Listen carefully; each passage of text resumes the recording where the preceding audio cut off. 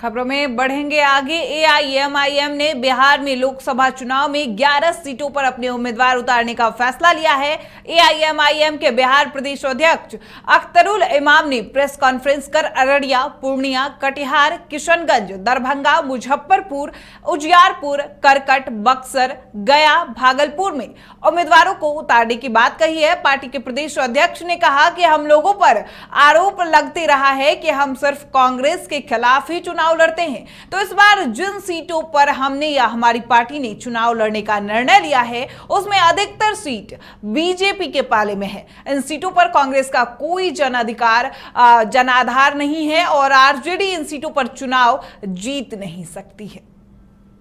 तो हम लोगों ने अभी 11 सीटों का अभी वो है जहां हम लोग इलेक्शन लड़ेंगे। वो सीटें हैं तो अररिया, पूर्णिया, कटिहार, किशनगंज, ये चारों जगह सीमांचल के हैं। यहाँ चारों जगह पर हम लोग अपना कैंडिडेट उतार रहे हैं।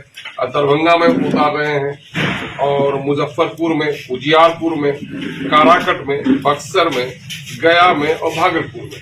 एक बड़ा आरोप हम लोग का रहता था कि भाई सब हम लोग कांग्रेस के खिलाफ लड़ते हैं।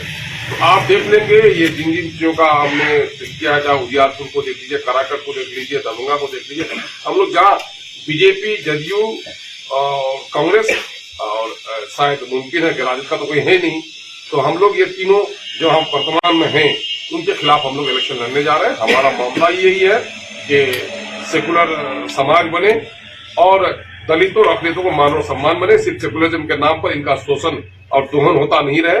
बिहार की जो जाति आधारित गणना आई है उसने चौंका दिया है लोगों को कि इन दलितों ने और मुसलमानों ने हमेशा लोगों को वोट दिया लेकिन उसकी हिस्सेदारी कभी नहीं तय की, जिसके नतीजे में आर्थिक, सामाजिक, शैक्षणिक और सरकारी नौकरियों में इनकी हिस्सेदारी अत्यंत कम है। जाहिर है कि दलितों और अखिलेतों के इस नाइंसाफी के खिलाफ तो हमारा एक मजबूत लड़ाई लड़ना हमारे लिए जरूरी है। इस वजह से पार्टी ने फैसला किया है। सर, किन्हीं पार्टी के साथ गठबंधन करके आप चुनाव लड़ेंगे, अकेले ही चुनाव लड़ेंगे? हमारी 1-2 पार्टी से भी बात चल रही है और वो हमारे नेशनल प्रेसिडेंट जनाब बैरिस्टर असदुद्दीन अवैसी साहब से हैदराबाद कई जगह के लोग गए हैं। हम लोगों ने कहा कि जो कुछ भी हमारी पॉलिसी बनेगी, लेकिन हमारा मामला चूंकि वहां से तय होता है, तो अभी कई जगह के जो प्रत्याशी लोग हैं वो लोग हैदराबाद गए हुए हैं और अलायंस के सिलसिले। बच्चों को दिला रही है क्वालिटी एजुकेशन, तो अब धनबाद से बाहर जाने की जरूरत नहीं, क्योंकि धनबाद में ही खुल गया है DY पाटिल इंटरनेशनल स्कूल, जहां लड़कियों से नहीं ली जाती है एडमिशन फी। साथ ही इस साल एडमिशन लेने वाले स्टूडेंट को जब तक वो स्कूल में पढ़ेंगे तब तक ट्यूशन फी में मिलेगी 20% की छूट। Quality faculty, STEM lab, big playground, bus facility यानी complete student friendly environment. DY Patil international school, Kailashpuram, near मेमको मोड़, धनबाद। Admission open. घर के लिए ग्रोसरीज की जरूरत हो या चाहिए फल और सब्जी, डेयरी या बेकरी प्रोडक्ट्स चाहिए या beverages, snacks and branded foods चाहिए हो या ब्यूटी प्रोडक्ट्स, अब इनके लिए अलग अलग दुकानों की तलाश हुई खत्म, क्योंकि रांची में खुल गया है केस्टो मार्ट, जो रखे आपका और आपके बजट का ख्याल।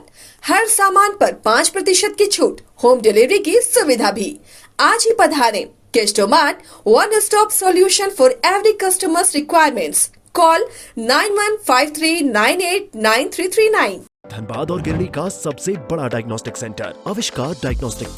यहाँ MRI 3 Tesla, fibroscan liver, CT scan 512 slice cardiac जैसी सारी जांच की सुविधा, पैथोलॉजी और एम्बुलेंस की भी सुविधा। बरकंडा, गिरडी, बैंक मोड़ और सराय धेला, धनबाद।